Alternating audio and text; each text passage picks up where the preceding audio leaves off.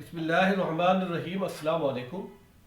آج کی اس ویڈیو میں شیخ الاسلام حضرت مولانا مفتی تقی عثمانی صاحب دامت برکاتہم فرما رہے ہیں کہ اگر کوئی انسان ہر عبادت خداوندی کے بعد یہ دو کام کر لے، آپ پھر وہ کام بھی بیان فرما رہے ہیں، تو فرما رہے ہیں کہ پھر زندگی میں سکون ہی سکون ہوگا۔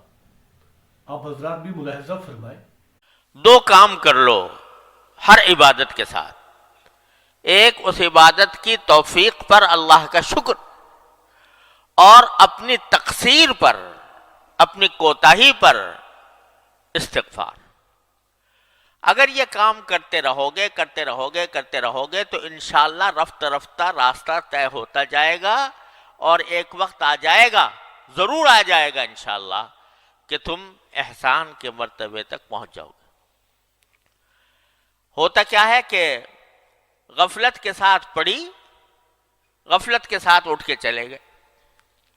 ارے بھائی، نماز کے بعد ذرا سا ایک اس نماز کے اوپر نگاہ بازگشت ڈال لو، یعنی اس کا ذرا تصور کرو کہ میں نے یہ 4 رکعتیں پڑھی تو کس طرح پڑھی، اور اس کے اوپر نگاہ بازگشت ڈالتے ہوئے پہلے اللہ جل جلالہ کا شکر ادا کر لو، اور شکر ادا کر لو کہ یا اللہ، آپ نے جس طرح بھی توفیق دی، آنے کی توفیق دے دی، اپنی بارگاہ میں حاضری کی توفیق دے دی، اے اللہ میں اس پر شکر ادا کرتا ہوں، اور اے اللہ میں آنے کے بعد آپ کے دربار کا جو حق تھا وہ تو کہاں ادا ہوتا، جو کم سے کم مطالبہ ہونا چاہیے تھا وہ بھی مجھ سے پورا نہ ہو سکا۔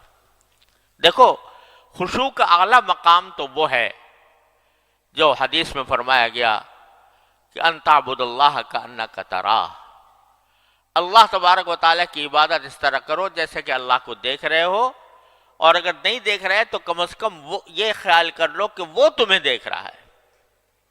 اعلیٰ مقام تو یہ ہے کہ پوری نماز میں اول سے لے کر آخر تک بندہ اللہ تبارک و تعالیٰ کی طرف متوجہ رہے، اور یہ سمجھے کہ میں اللہ کو دیکھ رہا ہوں یا اللہ مجھے دیکھ رہا ہے۔ لیکن ادنا درجہ کیا ہے؟ ادنا درجہ یہ ہے کہ کم از کم جو الفاظ تم زبان سے نکال رہے ہو، دھیان ان الفاظ کی طرف ہو۔ جب الحمدللہ کہا، الحمدللہ رب العالمین کہا، تو دھیان ان الفاظ کی طرف ہو۔ میں نے یعنی پتہ ہو کہ میں الحمدللہ رب العالمین کہہ رہا ہوں، الرحمن الرحیم کہہ رہا ہوں۔ اور اس میں حدیث میں آتا ہے کہ نبی کریم صلی اللہ علیہ وسلم نے فرمایا کہ جب بندہ الحمدللہ رب العالمین کہتا ہے تو اللہ تبارک و تعالیٰ جواب دیتے ہیں، حمیدنی عبدی، میرے بندے نے میری تعریف کی۔ جب الرحمن الرحیم کہتا ہے تو اللہ تعالیٰ جواب دیتے ہیں کہ اثنا علی عبدی، میرے بندے نے میری ثنا کی۔ جب مالک یوم الدین کہتا ہے تو کیا فرماتے ہیں؟ مجدنی عبدی، میرے بندے نے میری بزرگی بیان کی۔ اور جب کہتا ہے ایاک نعبد و ایاک نستعین، تو باری تعالیٰ فرماتے ہیں کہ یہ جو وہ کہہ رہا ہے بندہ، یہ میرے اور بندے کے درمیان ہے یہ معاملہ، وہ میری عبادت کرتا ہے، میں اس کی مدد کرتا ہوں۔ ایاک نعبد و ایاک نستعین۔ تو آدمی کم از کم اتنا جو ادنا خشوع کا درجہ ہے وہ کیا ہے کہ جو الفاظ زبان سے نکال رہا ہے انسان، ان الفاظ کی طرف دھیان ہو، میں نکال رہا ہوں۔ یہ نہ ہو کہ بس مشین چل پڑی اور آخر میں جا کے بس سلام پھیر دیا، بلکہ دھیان ان کی طرف ہو، الفاظ کی طرف ہو۔ یہ ادنا درجہ ہے۔ اور جہاں ذہن بھٹک جائے، خیالات آنے لگیں، پھر دوبارہ انہی الفاظ کی طرف آ جائے، یہ ادنا درجہ ہے خشوع کا۔ اس کی کوشش تو بندے کو ہمیشہ کرتے ہی رہنا چاہیے، ساری زندگی کرتا رہے۔ تو یہ کوشش ادنا درجہ کا خشوع ہے، یہ بھی حاصل نہیں ہوتا۔ تو اللہ آپ نے تو کرم فرمایا تھا کہ ہمیں توفیق دی تھی کہ آپ کے دربار میں حاضر ہوئے، لیکن ہم نے اپنی طرف سے جو ہمارے کرنے کا کام تھا وہ ہم سے نہ ہو سکا، تو اللہ ہم اس پر استغفار کرتے ہیں۔ اسی لیے سنت ہے نبی کریم صلی اللہ علیہ وسلم کی کہ نماز ختم ہونے کے بعد فرماتے کہ استغفر اللہ استغفر اللہ استغفر اللہ، 3 بار استغفر اللہ فرماتے تھے۔ ابھی تو نماز پڑھی، نماز کوئی گناہ تو کام نہیں ہے، استغفار تو گناہ کے کام پر کیا جاتا ہے، لیکن رسول کریم صلی اللہ علیہ وسلم نماز کے بعد استغفر اللہ فرماتے تھے۔ کیوں؟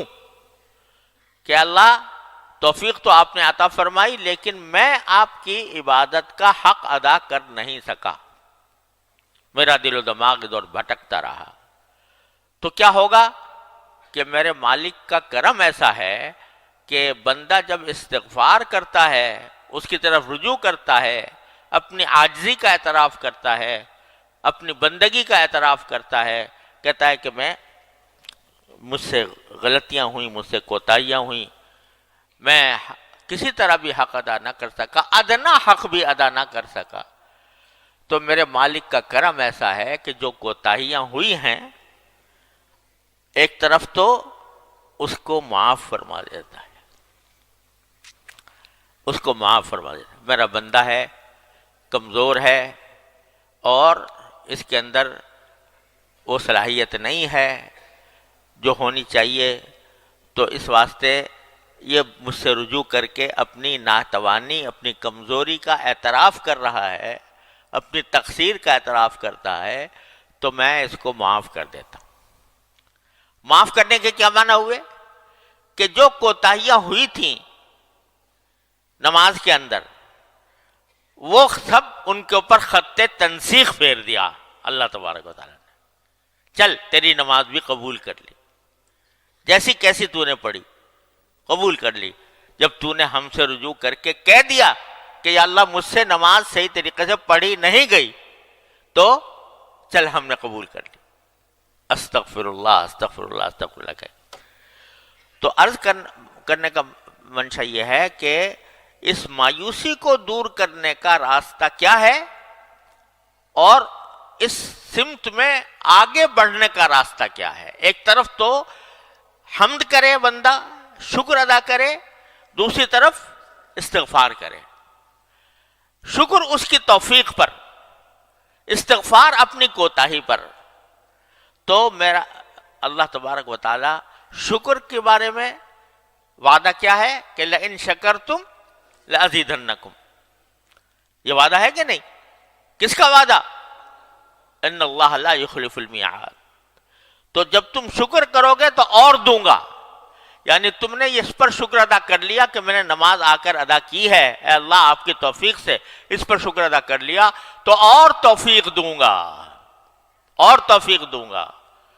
اور یہی وجہ ہے کہ جب بندہ نماز مثلاً پڑھنا شروع کیا، پہلے تو نماز سے بھاگتے تھے بچپن میں، جب اللہ تعالیٰ نے پڑھنے کی توفیق دی، پڑھتا رہا، تو کیا ہو گیا؟ اب نماز کے بغیر چین نہیں آتا ہے کسی نمازی کو؟ نماز کا وقت آ جائے اور گزرنے لگے نماز کا وقت، چین آئے گا؟ کسی نمازی کو چین نہیں آئے گا۔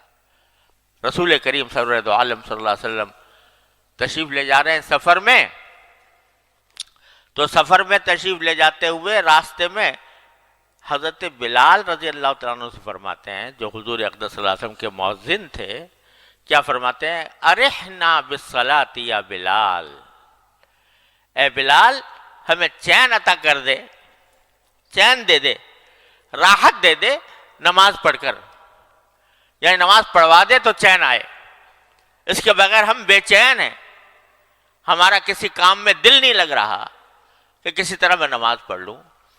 تو آدمی ایسا ہو جاتا ہے کہ چین نہیں آ رہا۔ یہ کیا ہوا کہ جو توفیق شروع میں ہوئی تھی کہ اس وقت زبردستی بغیر دل نہیں چاہ رہا، دل گھبرا رہا ہے، لیکن بندے نے اس کی پرواہ کیے بغیر نماز میں آ کے کھڑا ہو گیا، یہ توفیق جو اللہ تعالیٰ کی طرف سے ہوئی تھی، اس پر جب بندے نے شکر ادا کیا تو اس کا نتیجہ یہ ہوا کہ اس نماز کی طرف توجہ اور نماز کی فکر اور اس کا خیال یہ بڑھتا چلا گیا یہاں تک کہ نمازی کو بغیر نماز پڑھے چین نہیں آتا۔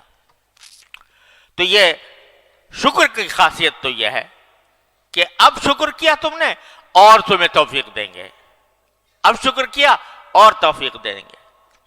اور استغفار کا خاصہ یہ ہے کہ بندہ کتنے بڑے سے بڑے گناہ لے کر پہنچ جائے اس دربار میں، بڑے سے بڑا گناہ لے کے پہنچ جائے، اور صدق دل سے، نیک نیتی سے، عاجزی سے اور اپنی بیچارگی سے باری تعالیٰ سے کہتے استغفر اللہ ربی من کل ذنب واتوب الیہ، اے اللہ میں معافی مانگتا ہوں، جو کوتاہی ہوئی ہے میں معافی مانگتا ہوں۔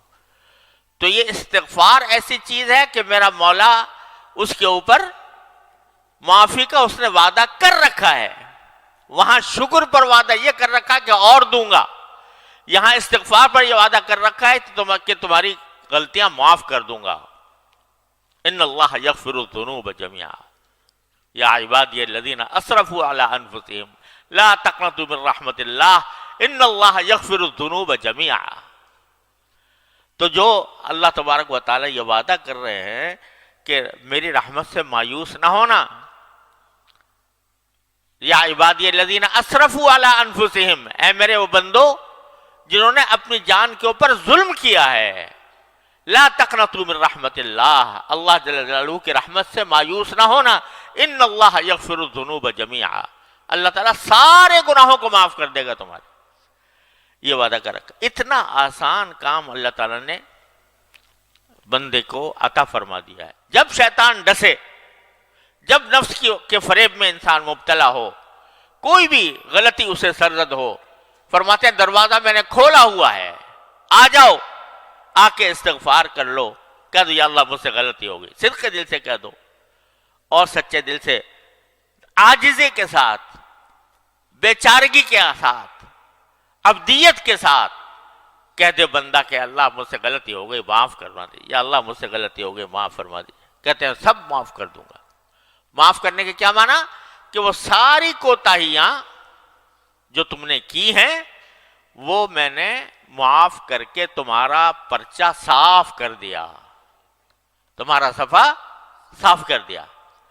تو جو بندہ نماز کے بعد ایسے ہی اٹھ کے نہ چلے جاؤ خدا کے لیے، نماز کے بعد تھوڑا سا بیٹھ کر، ایک تو جو تسبیحات مسنونہ ہیں وہ تو ہونی چاہیے، لیکن اس کے ساتھ تھوڑا سا نگاہ بازگشت ڈال لو نماز کے اوپر کہ اللہ میں نے نماز پڑھی، ایک تو میں آپ کا شکر ادا کرتا ہوں، توفیق دے دیا آپ نے، کم از کم ظاہری شکل نماز کی میری کروا دیا آپ نے اپنے فضل و کرم سے، وہ بھی میری بس سے باہر تھا، آپ نے اپنے فضل و کرم سے کروا دیا۔